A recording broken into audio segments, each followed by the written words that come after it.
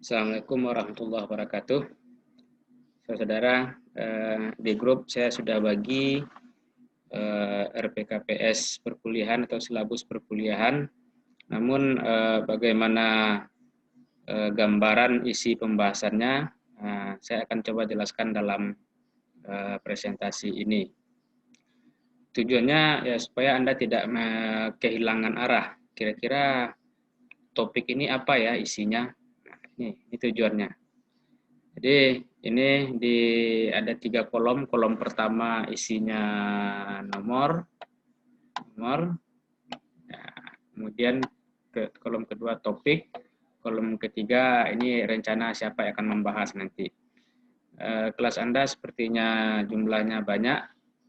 Nah, mungkin nanti menyesuaikan berapa orang pembahasnya. Baik, topik pertama itu alam Minangkabau. Alam Minangkabau isi babnya pertama itu pendahuluan. Apa isi pendahuluan? Pendahuluan pada hakikatnya adalah niat kita. Niatnya mau menulis apa kan itu. Misalnya makalah ini atau artikel ini membahas tentang alam Minangkabau. Adapun ruang lingkup pembahasannya atau yang menjadi batasan masalahnya adalah tentang konsep alam Minangkabau. Lihat poin B, kemudian wilayah Minangkabau. Wilayah Minangkabau nanti isinya nanti kita bicara tentang Luhak Nantigo, wilayah rantau. Kemudian yang D, sistem kelarasan, dan E, penutup. Jadi pendahuluan yang menjadi isinya pertama latar belakang, kemudian batasan masalah. Ini batasan masalahnya yang sekaligus menjadi rencana isi pembahasan konsep alam Minangkabau. Jadi sistematikanya seperti ini nanti. Tambah daftar pustaka. Kemudian yang kedua, alam Minangkabau. Ya, alam Minangkabau, adat Minangkabau, kita ingin membahas tentang pembagian adat Minangkabau. Sistematikanya sama, pendahuluan, kemudian pembahasan, dan ini isi pembahasannya. Sengaja saya hilangkan pendahuluan seperti di atas, ya, supaya lebih irit kolomnya, tidak menulis lagi. Jadi saya langsung ke isinya saja. Ini adat Minangkabau. Adat Minangkabau itu dibagi 4, ada adat nan sebana adat, ada adat nan diadatkan, ada adat nan teradat, adat istiadat. Kemudian sumber adatnya apa? Nah ini sangat teoritis sekali, rasanya tidak akan sulit sekali untuk mencarinya. Kemudian yang topik ketiga, sistem sosial masyarakat Minangkabau. Nah, sistem sosial masyarakat Minangkabau. Susunan isinya apa? Susunan masyarakat. Masyarakat Minangkabau itu susunan masyarakatnya dari struktur yang terendah namanya rumah tanggo, kemudian parwi, kemudian kaum, ketiga lanjut suku, dan terakhir supra dari seluruh susunan itu adalah nagari. Rumah tanggo sampai suku ini kesatuannya kesatuan genealogis atau kekerabatan, sampai negari ini sudah menjadi kesatuan teritorial atau kesatuan wilayah. Kemudian kepemimpinan dalam keluarga. Bagaimana bentuk kepemimpinan dalam masyarakat Minangkabau? Bahwa masyarakat Minangkabau itu basis kepemimpinannya adalah kepemimpinan keluarga. Hanya satu yang kepemimpinan teritorial, yaitu nagari, seperti yang di atas. Nah, di sini pada hakikatnya yang poin B ini adalah simpulan dari penjelasan yang di atas. Kita ingin membuat kesimpulan seperti apa sebenarnya model kepemimpinan dan karakter kepemimpinan dalam masyarakat Minangkabau. Kemudian yang keempat, struktur politik Minangkabau, 2 pertemuan. Artinya 2 pertemuan, kalau kita bagi, ini tentu 2 pembahas. Silahkan nanti yang pembahas pertama, dia membahas dari poin A dan B. Nah, kelompok berikutnya membahas dari kelompok C dan D. Jadi judulnya bukan ini ya, ini judul besar, tapi yang judul makalah nanti konsep kekuasaan dan kepemimpinan. Di sini struktur kekuasaan. Yang pertama konsep kekuasaan. Yang kedua struktur kepemimpinan. Kemudian yang kelima, kita ingin melihat, ya berarti yang kelima ke 6 berarti ini ya. 5, 6 karena ini 2 pertemuan berarti 6, 7. Nah, kita ingin mengenali sistem kekerabatan Minangkabau. Minangkabau kan dikenal sebagai masyarakat yang menganut kekerabatan matrilineal. Nah, jelaskanlah apa itu matrilineal. Dan kemudian yang 1, 2, 3 ini ciri-ciri matrilineal. Ingin mengenali masyarakat matrilineal dari mana? Pertama, disegi dari aspek perkawinannya. Orang Minangkabau menganut perkawinan eksogami. Artinya menikah dengan orang-orang dari luar sukunya. Kemudian yang kedua, residensi matrilokal. Residensi itu nginap. Setelah nikah, dia tinggal di mana? Nah, residensi matrilokal berarti setelah menikah dia tinggal di rumah istrinya atau di rumah keluarga istrinya atau di wilayah tempat residensi pemukiman komunal keluarga istrinya. Ketiga, konsep tentang harta. Bagaimana pandangan orang Minangkabau tentang harta, dan kemudian pembagiannya apa nih? Pembagiannya sako dan pusako. Sako itu harta tak benda, pusako itu harta yang bersifat benda. Pusako ini nanti juga ada pembagiannya, pusako tinggi dan pusako rendah. Jadi ini satu kelompok. Kelompok berikutnya perdebatan tentang sistem matrilineal. Kita ingin melihat bagaimana dinamika dan perdebatan orang tentang perkawinan eksogami. Kita akan lihat bagaimana perdebatannya, apa yang mereka kritik, dan apa yang jadi penekanan dalam kritik itu. Jadi kemudian apa kritiknya terhadap presidensi matrilokal, dan bagaimana kritik terhadap sistem pewarisan. Nah, ini 2 kelompok, berarti 2 pertemuan, 2 kelompok. Kemudian yang keenam, ini kan sampai nomor 5, ini kan temanya tentang Minangkabau, tentang kebudayaan Minangkabau. Ya, Minangkabau isinya itu 5 itu saja yang materi kebudayaan Minangkabau-nya. Sekarang kita masuk ke Islamnya. Mata kuliah kita Islam dan budaya Minangkabau. Budaya Minangkabau sudah kita jelaskan. Sekarang kita masuk ke materi Islamnya. Tentu kita mulai dari kedatangan Islam di Minangkabau. Apa isinya? Kita ingin lihat. Sebelum Islam datang ke Minangkabau, apa saja agama dan keyakinan masyarakat Minangkabau. Nah, kemudian yang kedua, kita akan bicara tentang kapan Islam masuk ke Minangkabau, baik teorinya, kemudian fase perkembangan Islam di Minangkabau, kemudian faktor yang memudahkan masuknya Islam ke Minangkabau. Sehingga agama Islam berkembang dan menjadi anutan mayoritas masyarakat Minangkabau. Nah, setelah Islam datang, terjadi pembaharuan, terjadi sesuatu yang membuat adat Minangkabau yang di atas kita bahas tadi berubah. Jadi ini dibahas oleh 2 kelompok, karena ini pembahasannya panjang, dibahas oleh 2 kelompok, 2 pertemuan. Nah, pembaharuan di Minangkabau itu catatan sejarahnya memang berawal dari gelombang Padri, Revolusi Padri abad ke-19. Jadi teori Minangkabau Islam datang sejak abad ke-7 ke abad ke-13, abad ke-16. Pembaharuannya justru terjadi lama, berabad-abad setelah Islam masuk, abad ke-19. Kalau Islam dalam teori di atas disebut abad ke-7, masuk ke Minangkabau abad ke-19, berarti 12 abad itu seperti apa gambarannya? Kok lambat sekali ya terjadi perubahan dalam masyarakat Minangkabau sehingga menjadi masyarakat yang adat bersandi syarak bersandi kitabullah. Ternyata prosesnya tidak sederhana, 12 abad.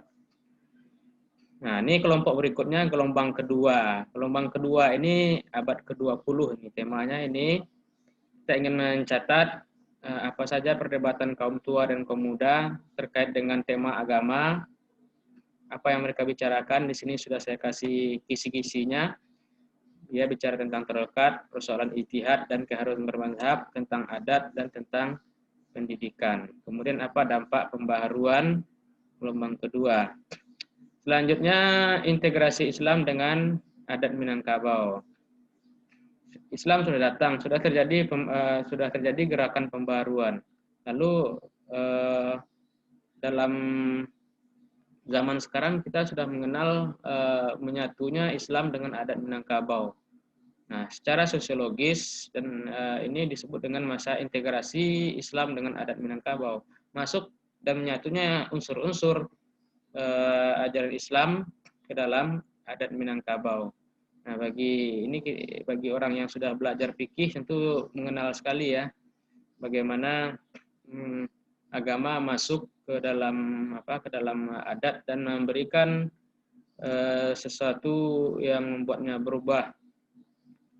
Di konsep orang syariah ada konsep uruf, adat, atau kebiasaan dan lain-lain ya. Nah, ini yang poin B-nya ini integrasi Islam dengan adat Minangkabau. Kita hanya ingin menjelaskan adat dasani syarak kitabullah maknanya apa dan fungsinya apa. Kemudian adat dan kawi syarak dan lazim, makna dan fungsinya, syarak mengatur, adat memakai. Kemudian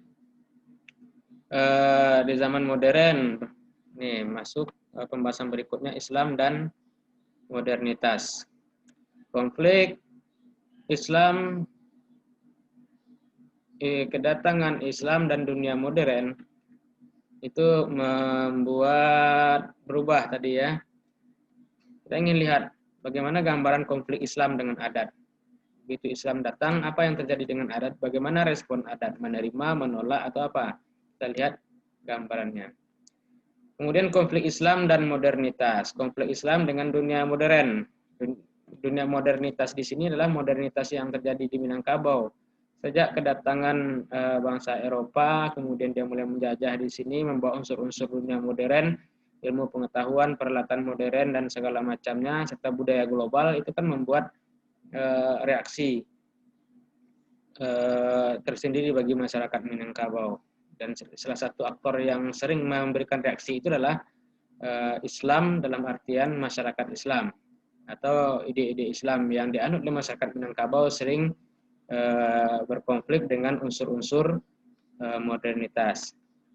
Kemudian kita lihat juga konflik adat dan modernitas. Bagaimana gambarannya setelah dunia modern masuk, sekarang apa yang terjadi dengan adat? Jadi kita membuat gambaran tentang adat dan modernitas. Misalnya adat perkawinan dulu ribet sekali, rumit, tapi setelah apalagi berhadapan dengan kebudayaan modern. Misalnya dulu sebelum barale orang masak sama-sama, itu dianggap ribet dan tidak praktis. Lalu sekarang orang pakai prasmanan. Nah, bagaimana adat merespon ini? Nah, ini teori simpulan adat dan Minangkabau dan berubah. Ini simpulan dari semua itu. Setelah kita lihat bagaimana konflik Islam, adat, Islam dan adat, Islam dan modernitas, konflik adat dengan modernitas, lalu apa simpulannya? Jadi kalau saya kasih kisi-kisinya, adat Minangkabau itu dalam teorinya, dalam teori yang tersimpan dalam ajaran adat Minangkabau, baik dalam Petatah Petiti, Mamang, Bidal, dan segala macamnya, adat Minangkabau itu terbuka untuk perubahan. Sekali ia gadang, sekali tapian berubah. Nah, itu kan teori sebenarnya. Itu kan kalimat teori. Kalau orang fikih menyebutnya ini kaidah, atau orang ilmu hukum ini melihat ini sebagai sebuah jurisprudensi, ya. Nah, coba simpulkan di sini. Nah, kemudian materi yang terakhir, 2 pertemuan Islam dan tradisi lokal. Kita ingin mencari konsep tradisi. Yang tradisi itu sebenarnya apa? Kemudian fungsi agama, fungsi adat, dan fungsi kekeluargaan. Bahwa tradisi-tradisi itu pada dasarnya, tradisi yang dibuat manusia itu setidak-tidaknya memiliki 3 fungsi. Fungsi agama, Misalnya tradisi tolak bala itu sebenarnya kan terkait dengan tradisi keagamaan zaman kuno atau sekarang. Kemudian tradisi Maulud Nabi itu kan tradisi terkait keagamaan. Jadi dia tradisi itu menjalankan fungsi agama. Kemudian ada tradisi yang berfungsi untuk memenuhi kebutuhan-kebutuhan adat. Misalnya baralek datuk, pengangkatan pemimpin dalam Minangkabau itu kan fungsi adat. Karena datuk adalah unsur kepemimpinan adat.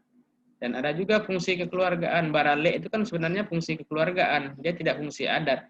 Cuman adat melaksanakan upacara perkawinan itu ada. Tapi esensinya dia melaksanakan fungsi kekeluargaan, kerabatan. Karena yang hadir dalam acara perkawinan baralek ini biasanya adalah keluarga. Keluarga dari pihak ibu, keluarga dari pihak ayah, dan kerabat-kerabat lainnya. Nah, jadi yang kelompok ini kan ada 2 pembahas. Jadi kalau yang pembahas pertama dia membahas poin A dan B. Nah, yang B ini isinya kan ini, kita ingin melihat jejak Islam dalam tradisi lokal. Dalam acara-acara kelahiran, apa jejak Islamnya? Misalnya dulu ada acara turun mandi. Kemudian setelah Islam masuk, acara turun mandi seiring pelaksananya dengan acara akikah. Akikah jelas syariat Islam.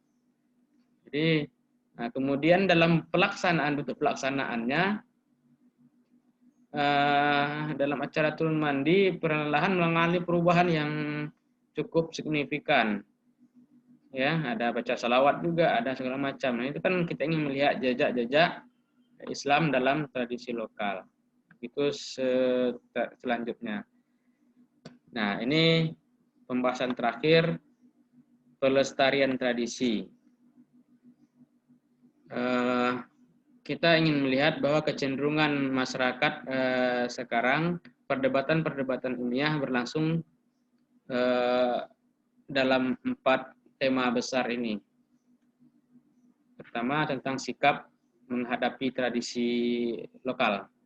Pertama, ada yang menerima dan melanjutkan tradisi yang tidak bertentangan dengan Islam. Ada kelompok pendukungnya. Nah, kemudian menerima dan memperbaiki tradisi lama, baik dalam bentuk menambah atau mengurangi. Nah, bisa dilihat yang lama ini, misalnya acara kelahiran, ada acara akikah, itu kan menambah, mengurangi, serta memberikan modifikasi terhadap bagian-bagian tertentu dari urutan pelaksanaan kegiatan. Menambah tradisi baru. Tradisi Maulid Nabi itu kan tidak ada sebelum Islam datang. Kan menambah tradisi baru. Membuang tradisi lama yang bertentangan dengan Islam. Misalnya sejak abad ke-18, 19 orang itu sudah mulai menolak tradisi adu ayam, ya. Kan Padri salah satu tema besarnya itu kan menolak, menentang tradisi adu ayam yang sudah menjadi darah daging dalam masyarakat Minangkabau.